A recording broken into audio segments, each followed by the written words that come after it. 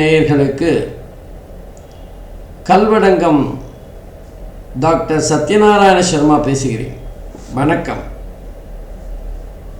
இன்னைக்கு நம்ம குரு அதிசார பயிற்சி பற்றி பார்க்கலாம்.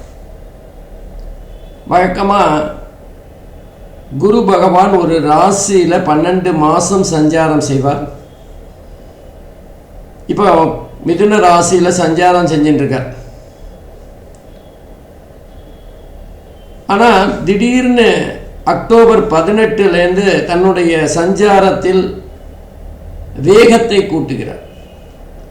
அதிசாரமாக வேகமாக மிதுன ராசியில் சஞ்சாரம் செய்ய வேண்டிய குரு பகவான் கடக ராசி வரைக்கும் வேகமாக போயிடுறார்.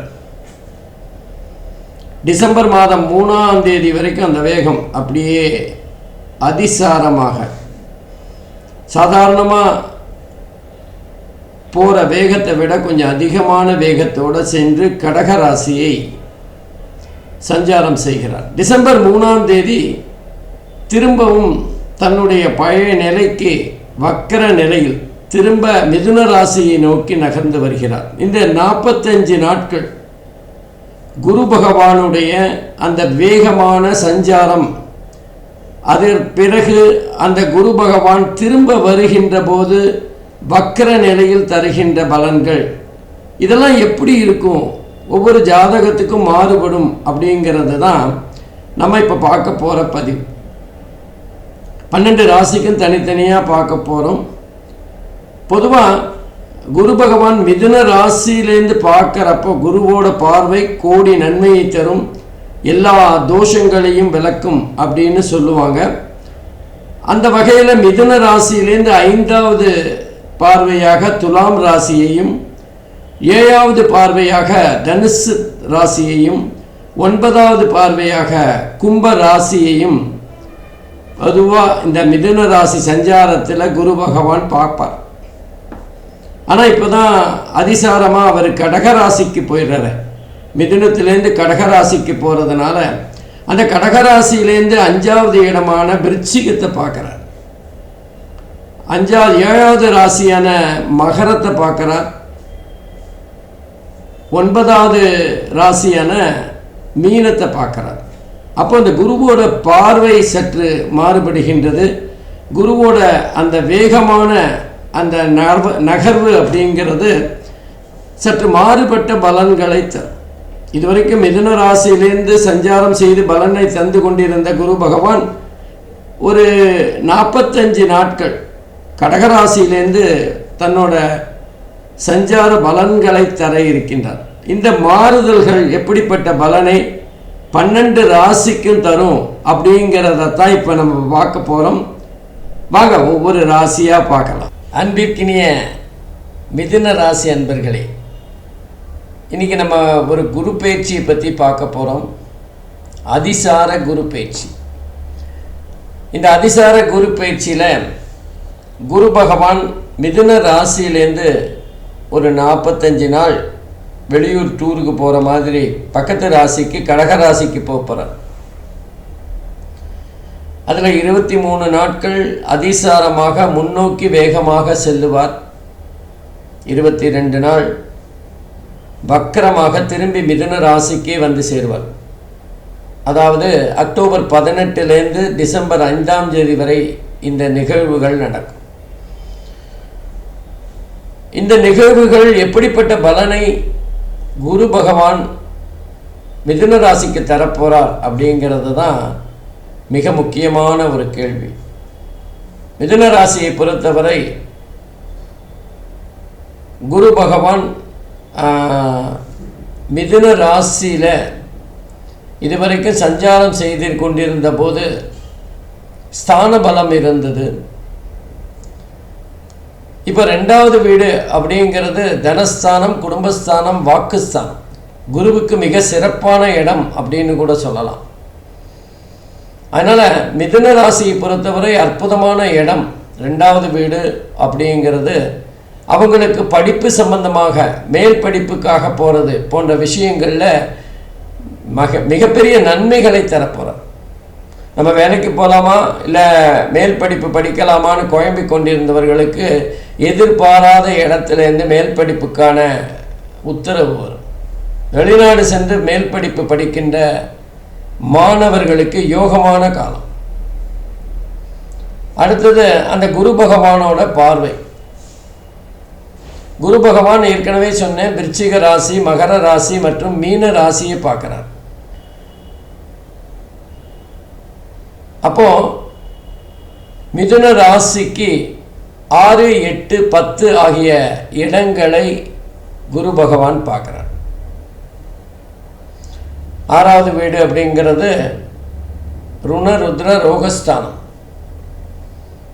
தீரக்கூடிய நோய்கள், பகை, வம்பு வழக்குகள் பற்றி சொல்லுகின்ற இடம், குழந்தைகள் பற்றி சொல்லுகின்ற இடம், பூர்வீக சொத்து பற்றி சொல்லுகின்ற இடம், அதே நேரத்தில் சித்த மருத்துவம் பற்றி சொல்லுகின்ற இடம்.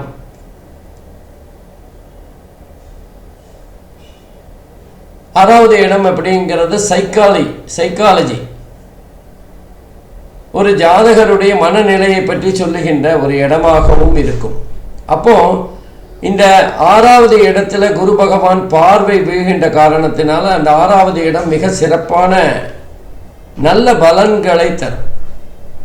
பொதுவாக நமக்கு தீமையான இடங்களில் குருவோட பார்வை வீழ்கின்ற போது குருவினால் அனைத்து தோஷங்களும் விலகும்னு சொல்லுவோம். அந்த தோஷங்கள் விலகக்கூடிய சந்தர்ப்பங்கள் ஏற்படும்.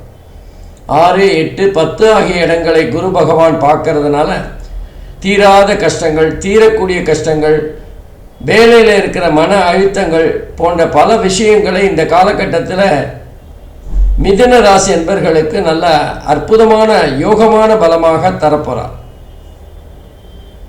இதை நல்லா நம்ம பயன்படுத்திக்கணும். நமக்கு யோகங்கள் இருக்கும்போது அதை நன்மையாக மாற்றுகின்ற, அதை நிரந்தரமான யோகமாக மாற்றுகின்ற ஒரு செயல்பாட்டை செய்யணும். அப்போ அந்த 6வது வீடு, 8வது வீடு, 10வது வீட்டை குரு பகவான் பார்க்கறது மாத்திரம் இல்லை, குரு பகவானோட சஞ்சாரம் என்பது 2வது வீட்டில் வீடு. அதுவும் மிக அற்புதமான ஒரு விஷயம். அதே நேரத்தில் மிதுன ராசிக்கு 10வது வீட்டில் இது வரைக்கும் ஆஃபீஸில் இருந்த ஒரு டென்ஷன், வேலை பளு, நம்ம வேலை அதிகமாக இருக்கே, நம்ம இது வேலையை விட்டுட்டு வேறு வேலைக்கு போகலாமா, நம்மளால் முடியலையே அப்படின்னு நினச்சவங்களுக்கெல்லாம் இந்த 45 நாட்களில் ஒரு விடிவு காலம் பிறக்கும். வேலையில் அந்த வேலை பளு குறையும், வேலையில் இருக்கிற அழுத்தம் குறையும், ஒரு மாற்று ஏற்படும். ஏன்னா 10வது இடத்துல இருக்க சனி பகவான் தான் வேலையில் அழுத்தத்தை தந்து கொண்டிருந்தார். ஜீவனஸ்தானத்தில் இருக்கிற அந்த சனி பகவானை குரு பகவான் தன்னுடைய 9வது பார்வையாக பார்க்கறதுனால வேலையில் இருந்த பிரச்சனைகள் எல்லாம் ஓரளவுக்கு தீரும். நம்ம என்ன பண்ணலாம், புதுசாக வேலைக்கு போகலாமா, தொழில் பண்ணலாமான்னு யோசித்து கொண்டிருந்தவங்களுக்கு ஒரு விடிவு காலம் பிறக்கும். தானாகவே ஒரு முன்னோட்டமாக சில விஷயங்கள் வந்து செல்லும். அதே நேரத்தில் யூரினரி பிளாடர், கர்ப்பப்பை, கிட்னி போன்ற இடங்களில் சில பிரச்சனைகள் வரக்கூடிய வாய்ப்புகளும் இருக்குது. கொஞ்சம் கவனமாக இருக்கணும். நம்ம பிரச்சனைகள் வரும்போது முளையிலேயே கிள்ளி எறியணுங்கிற மாதிரி சிம்டம்ஸ் தெரியும் போதே நம்ம மருத்துவ சிகிச்சைக்கு ரெடி ஆகிடும். அதே மாதிரி கால் மூட்டு சம்பந்தமான ஒரு பிரச்சனையும் இருக்கும். குறிப்பாக இந்த காலகட்டத்தில் மிதுன லக்னக்காரர்களுடைய மாமியார் சம்பந்தப்பட்ட ஒரு நல்ல செய்தி கிடைக்கும். மன அழுத்தம் குறையும். இன்னும் சொல்ல போனால் நமக்கு ஜீவனஸ்தானம் என்ன பண்ணுறதுன்னு வேலைக்காக தேடிக்கொண்டிருந்தவர்களுக்கு வேலை அமையும்.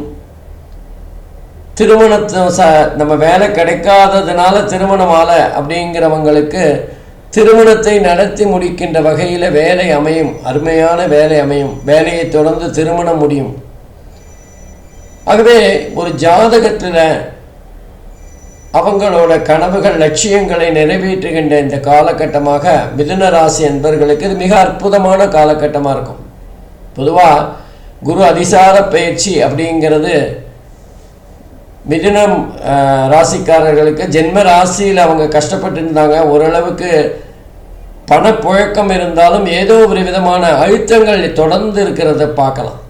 இப்போ இந்த மன அழுத்தம் குறையும், அவங்களோட வேலை பளு குறையும், எதிர்பார்த்த பல விஷயங்கள் அவங்களுக்கு நன்மைகளாக மாறக்கூடியதாக இருக்கும். அவங்களுக்கு தடையாக இருந்த பலர் தானாகவே விலகி செல்லுகின்ற ஒரு சூழ்நிலையை பார்க்கலாம். ஆகவே மிதுன ராசியை பொறுத்தவரை குரு அதிசார பயிற்சி அப்படிங்கிறது மிக அற்புதமான பலனை தரப்போகிறது. அவர்கள் எதிர்பாராத பல விஷயங்களை நடத்தி காட்டப் போகிறது. இந்த காலகட்டத்தில் அவங்க குலதெய்வ வழிபாடு செய்கின்ற ஒரு சூழ்நிலையை பார்க்கலாம், இஷ்ட தெய்வத்தை வழிபடுகின்ற ஒரு சூழ்நிலையை பார்க்கலாம். பல விதங்களில் முன்னேற்றம் தருகின்ற 45 நாட்களாக இது அமையும். நன்றி, வணக்கம். அன்பிற்கினிய கடகராசி அன்பர்களே, உங்கள் அனைவருக்கும் என்னுடைய மனமார்ந்த வணக்கங்கள். இன்றைக்கி நம்ம குரு அதிசார பயிற்சி 2025 கடகராசி அன்பர்களுக்கு எப்படி இருக்கும் அப்படின்னு பார்க்க போகிறோம். பொதுவாக ஒரு வருடம் வரை குரு பகவான் மிதுன ராசியில் சஞ்சாரம் செய்திருக்க வேண்டும். ஆனால் வேகமாக கடகராசிக்கு அதிசாரமாக நடுவே ஒரு 45 நாட்கள், அதிசாரமாக 23 நாட்கள், 22 நாட்கள் வக்ர நிலையில் திரும்பவும் மிதுன ராசிக்கே வருகிறார். இந்த பலன் கடகராசிக்கு எப்படி இருக்கும்? கடகராசி அன்பர்கள் இதுவரைக்கும் 12வது வீட்டில் மிதுன ராசியில் இருந்த குரு பகவான் ஜென்மத்துக்கே வரப்போகிறார், கடகராசிக்கே வரப்போகிறார். இது ஒரு இல்யூஷன் தான். அந்த அமைப்பு கடகராசிக்கு எந்த விதமான மாற்றத்தை தரும் அப்படின்னு பார்க்கலாம். பொதுவாக ஜென்ம ராசியில் குரு வர்றது அவ்வளோ பெரிய நன்மைகளை தந்திடாது. அதே நேரத்தில் 12வது வீடும் சுப செலவுகளை தந்திருக்கும். கடகராசியை பொறுத்தவரை கடந்த 6 மாதமாக சுப செலவுகள், வீட்டில் ஒரு நல்ல விஷயம் அதுக்காக செலவு செய்கிற சூழ்நிலைகள் இருந்திருக்கும். இப்போ கடகராசிக்கு அந்த குரு பகவான் ஜாதகருக்கு ஒரு விதமான சின்ன மன அழுத்தத்தை தந்தாலும் குருவினுடைய பார்வை 5, 7, 9 அப்படிங்கிற விதத்தில் விருச்சிக ராசியிலும் மகர ராசியிலும் மீன ராசியிலும் வீழ்கிறது.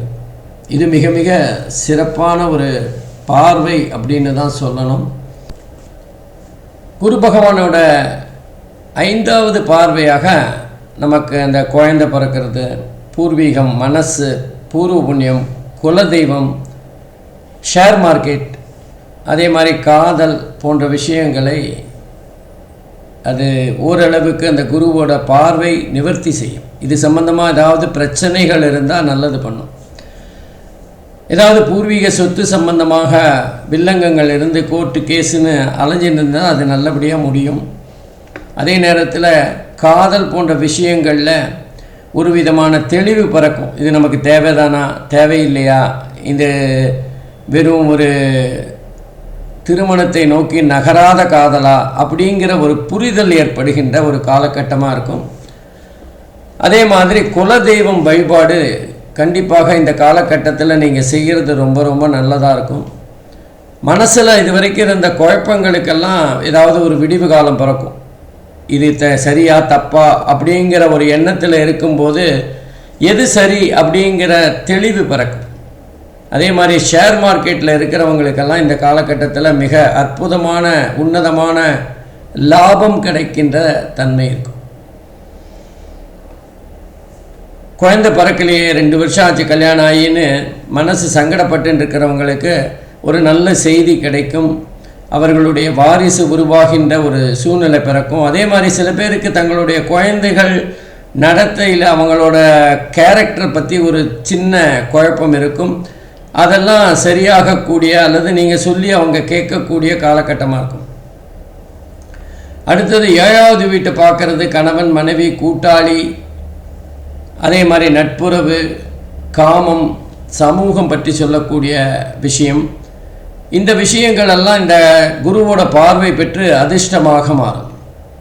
நம்ம பிஸ்னஸ் பண்ணிகிட்ருக்கோன்னா கூட்டாளி நமக்கு நன்மைகளை செய்கின்றவர் இருப்பார். அவர் மூலமாக நமக்கு பல உதவிகள் கிடைக்கும்.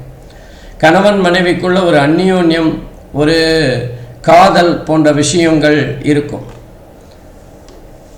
நண்பர்கள் மூலமாக எதிர்பாராத நன்மைகள் கிடைக்கும். நீங்கள் எதிர்பார்த்ததை விட அவர்கள் உங்களுக்கு அதிகமாக உதவிகள் செய்கின்ற ஒரு சூழ்நிலையை பார்க்கலாம். அடுத்தது 9வது வீட்டு பாக்யஸ்தானம்னு சொல்கிற 9வது வீட்டை குரு பகவான் பார்க்கறதுனால இஷ்ட தெய்வ வழிபாடு இருக்கலாம். நமக்கு குலதெய்வம் வேறு இருந்தாலும் நமக்கு மிகவும் பிடித்தமான ஒரு தெய்வத்தை வழிபாடு செய்கின்ற காலகட்டமாக இருக்கும். தந்தை மூலமாக அனுகூலமான பல விஷயங்கள் நடக்கும். பித்திருக்கள் தோஷம் இருந்தால் அது நிவர்த்தி ஆகும். தொழில் வேலை போன்ற விஷயங்களில் சின்ன மாற்றம் ஏற்படக்கூடிய வாய்ப்புகள் இருக்குது. அதுவும் தேவை என்றால் தான். நமக்கு வேலை மாற்றம் வேணும் அப்படின்னு நீங்கள் நினச்சிங்கன்னா அந்த மாற்றத்துக்கான சரியான உகந்த நேரம் இதுதான். சில பேர் சமூக சேவை செய்கின்றவர்களுக்கு இது மிகப்பெரிய ஒரு புகழ், அவர்களுக்கு ஒரு அந்தஸ்து மரியாதை கிடைக்கின்ற காலமாக இருக்கும். பொதுவாக அந்த ரிட்டையர்மெண்ட் ஆயாச்சு, நமக்கு 2 வருஷம் ஆச்சு, இந்த ரிட்டையர்மெண்ட் பெனிஃபிட் எல்லாம் நமக்கு வரலையே அப்படின்னு கவலையில் இருக்கிறவங்களுக்கு அது கையில் வந்து சேருகின்ற காலகட்டமாக இருக்கும். பொதுவாக கடகராசியை பொறுத்தவரை உடல் ரீதியாக அவர்களோட மேல் வயிறு, முதுகுத்தண்டு, அதே மாதிரி தொடை பகுதிகளில் இருக்கிற சின்ன சின்ன பிரச்சனைகள் சரியாகும். ரொம்ப நாளாக முதுகுத்தண்டு வலியில் இருக்குது அல்லது ஷோல்டர் வலியில் பெயின் இருக்கே அப்படிங்கிறவங்களுக்கு சிகிச்சை பெற்று சரி செய்கின்ற ஒரு சூழ்நிலை இருக்கும். அதே மாதிரி மேல் வயிறில் அடிக்கடி வலிக்கிறது அப்படின்னு சொல்கிறவங்களுக்கு அதுக்கான சிகிச்சை மூலமாக சரி செய்து கொள்ளுகின்ற காலகட்டமாக இருக்கும். பொதுவாக கடகராசியை பொறுத்தவரை பெரிய அளவில் லாபம் இல்லைனாலும் பல விதங்களில் அவங்களுக்கு நன்மைகள் தருகின்ற ஒரு காலகட்டமாக இருக்கும். அதனால் இந்த குரு அதிசார பயிற்சி கடகராசிக்கு நன்மைகளை ஓரளவுக்கு செய்யும்.